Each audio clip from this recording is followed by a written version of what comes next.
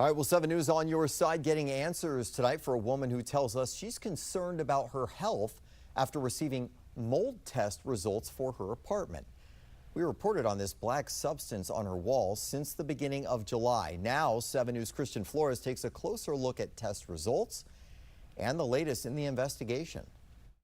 The final report enclosed is for the following samples. Libby Adams showing 7 News test results positive for mold on her walls at the Fields of Rockville apartments. I decided to take out a loan to afford the mold testing myself. It was $1,300. It came back identifying 8 different types of mold. And one of those types, the species most commonly known as black mold.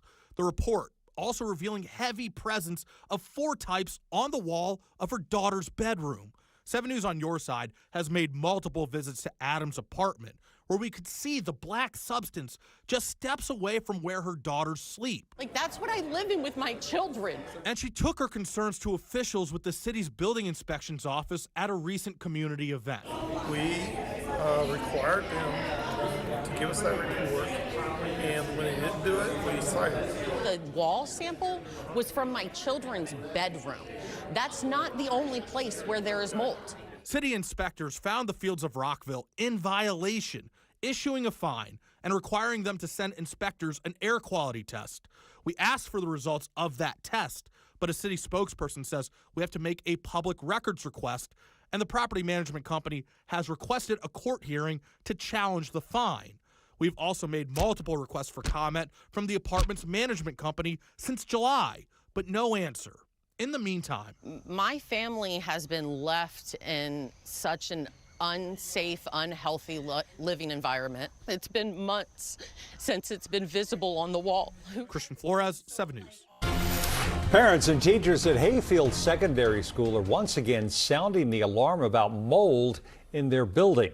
Just before school began last month, we told you about water damage in the mold-infested band room. It was cleaned and new carpet and flooring were installed. But as Northern Virginia Bureau Chief Julie Carey reports, some of the parents believe the mold issue is widespread and making their children sick. When bulletin boards were recently removed at Hayfield Secondary School, this is what was found behind them. The school says it's dirt, but some parents worry it could be more mold. Judy Conti is one of those parents, and she says her daughter, a senior who has mild asthma, is suffering ill effects. My child's having a really rough time of it. Every day last week, she came home exhausted, unnaturally exhausted, and with a headache. Judy's joining with other parents and teachers to demand that the FCPS administration do more to address their concerns. The group would be passing out these Clean Air Now flyers at Wednesday's back-to-school night. They link parents to a letter they urge be sent to Superintendent Michelle Reed, asking for complete remediation, more transparency, HVAC repairs, and replacement of damaged equipment. The Fairfax County Federation of Teachers is helping to lead the effort. The first thing that they want is just having really transparent communication. They're feeling like things are being kind of swept under the rug, and feeling like they're not getting kind of the whole picture. But this email from the FCPS facilities chief sent to families over the weekend says extensive cleaning, remediation, and testing is already underway. Some 18,000 square feet of new ceiling tile has been delivered to be used as replacements. The facilities chief writes that 35 air scrubbers and 35 dehumidifiers are up and running.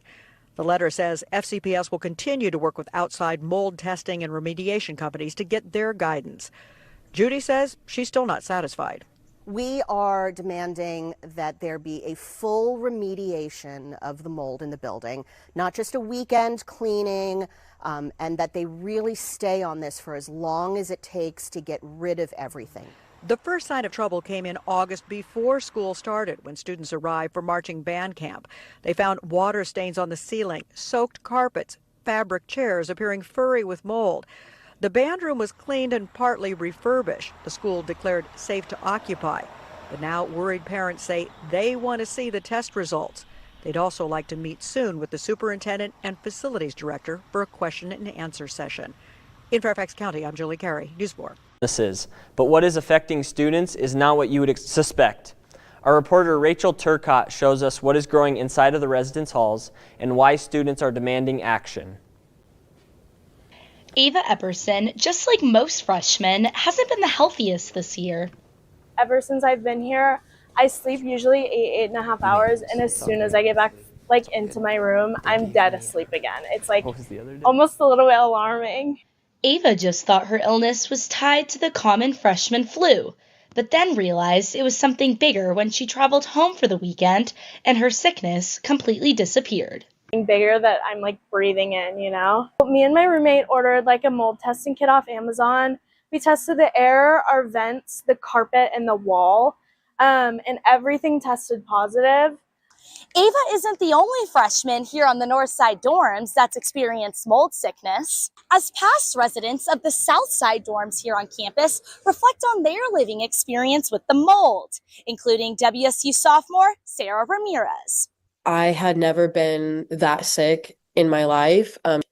It's going to take a lot longer to be able to get to where I was before staying there. Once Ava and her roommates' mold tests were positive, they reached out to their resident advisor on what they should do about it. Told me that they would come up and test to see if the mold was toxic. And that would be to ease the stress a little bit, to know that it wasn't, and also if it is, to do something about it. And she came up and basically told us that all of the mold was caused by us leaving our window open. She said that it all blew in, and that's what it was all from. At home, I have my window open half the year, and I've never felt the way that I do here. So it's just a little bit worrying to know that nobody wants to help me. If you or anyone in your dorm has been sick for weeks on end, don't hesitate to take a mold test just like Ava did. Then submit a work order on the WSU Housing website and contact the Whitman County Health Department if housing doesn't do anything to help. Reporting in Pullman, I'm Rachel Turcotte for Murrow News 8.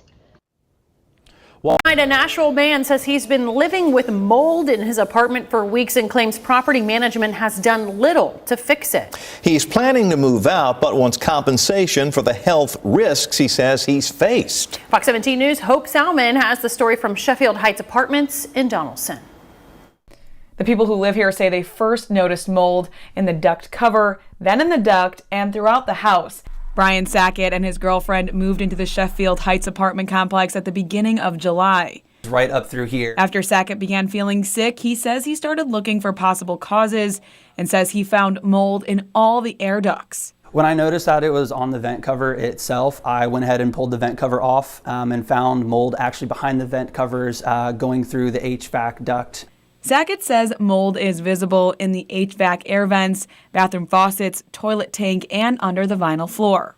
I've reached out to the leasing office as well as the management at the apartment complex as well. For 2 weeks since he noticed the mold, Sackett says he sent emails with his concerns, but the only response he's received was a maintenance person coming by to replace the duct covers. When I was on the property, I went to the leasing office. I was told the matter was being handled by the legal team and that Sackett would receive a reply. I can't deal with that. Sorry about that. Okay, however, when the manager learned I was a reporter, she refused to answer any of my questions. After I left, Sackett says the management company sent him a letter denying that there is any mold. They continue to say that Sackett can terminate his lease by September 15th. They also say in the letter that Sackett is not allowed back into the leasing office. The leasing office and management company have not replied to my requests. I also reached out to Metro Codes about the issue, but they're not in the office today. I've taken samples. I've sent them off to be tested. They've been tested, come back confirmed as a couple different types of mold itself. Sackett says he plans to move out of the unit within the next 2 weeks. He wants to be reimbursed for the time he spent in the unsafe apartment, and he also wants to have moving and medical expenses covered. Reporting in Nashville, Hope Salmon, Fox 17 News, your Code Red Station.